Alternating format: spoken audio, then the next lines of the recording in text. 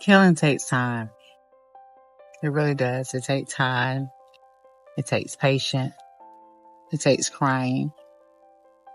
It takes just being still. It takes not being okay. It takes setting boundaries. It takes just being in your moment, in your space. It takes the day that someday you're happy, then you're back sad. Healing is just like a cut on your leg or a broken leg.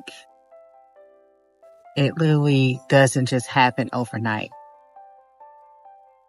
It is a process, and you have to trust it. Every part of it, you have to trust it. And it's not easy. I'm not going to sit here and say healing is easy, because it's not. And there are plenty of distractions in this world, whether it's social media, friends, family, mates, whatever. There's distractions. And you have to separate yourself from that so you can heal. And if you're surrounded around people that are triggering whatever it is you may be facing, you may have to remove yourself from it. And it is challenging when you live with people, because when you're living with someone, sometimes you don't have the access of just moving. But you have to take the responsibility. You have to take accountability. You have to figure out a way to make yourself better. Whatever you need to do, any means necessary. But being healed is the best thing that I have ever done. And it still is an ongoing process. It doesn't just go away. But as time continuously keep moving forward, I have the opportunity to become a better person. I see things different. My mind is no longer cluttered. It's just like everything is just clear. Like even the trees seem to be brighter because I can see now. I no longer allow anything to stop me from, seeing who I am as a person, loving myself. I didn't love myself before.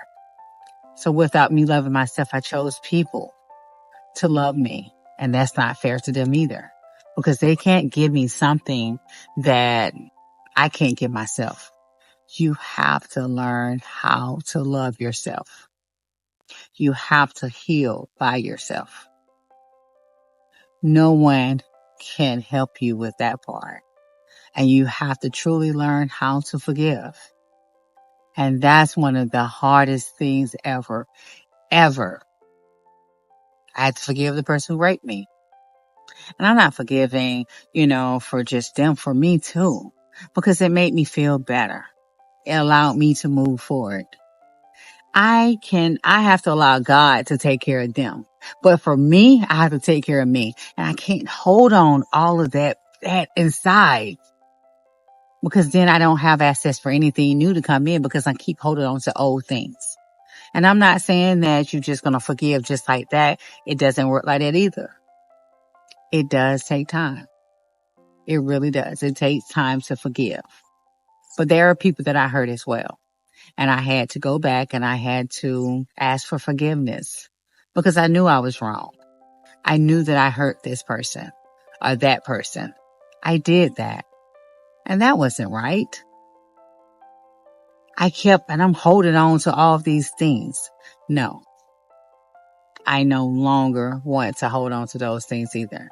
And once I asked for forgiveness and forgave those people that hurt me, it was like, whew, it was like a weight had lifted. And not only I had to forgive God too, because sometimes we blame God for so many different things. I had to say sorry. Sometimes things happen, life happens, and it doesn't mean that God did it. This is the way that life is. And it hurts. It hurts really bad. Very bad. But I also had to have accountability too, because I made a lot of decisions because I was hurt. I chose people because I was hurt. I was in a vulnerable state and I opened up to the wrong people. You have to be very careful about opening up to the wrong people and being vulnerable. When you're vulnerable, you have to make sure you open your heart to the right people.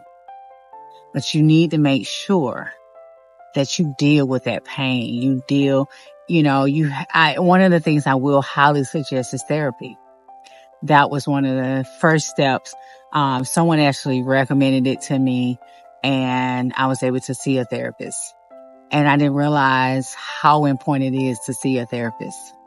So if you're dealing with anything, please speak with a therapist. So use my journal and see some of the things that I went through. I need you to see that. I literally had to die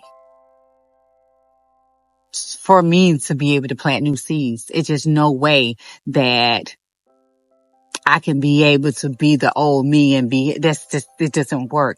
My old self had to die so I can be able to plant new seeds right now.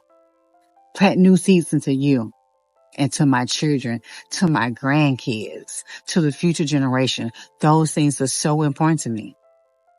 But there's no way I can be able to do those things if I'm not healed. Because if I'm healed, guess what? I get to change the narrative and it gets to transfer on down to the family line. Even with my healing, I see it now in my family. I see they changed. These things are so important. It's about you understanding who you are, loving yourself, taking care of yourself, and know what you deserve, know your worth, know how to connect to God. He is so powerful, very powerful. And he will guide you through if you allow him to. All you have to do is just listen. And now I listen. Before I didn't. I didn't pay attention. I did whatever I wanted to do. I was bullheaded. And that was the worst thing I could have ever done. Because if I won those things, I wouldn't have went through the stuff that I went through and I was going through continuously. Just keep cycling. Keep going through the same cycle and over and over and over until I was like, no. He knocked me to my knees and that was it. And I was like, I can't do this anymore. It's time. It's time to change.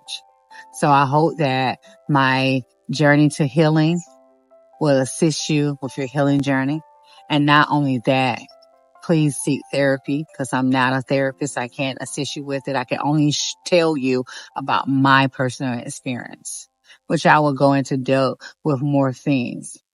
But I hope that this journal help you heal. Please.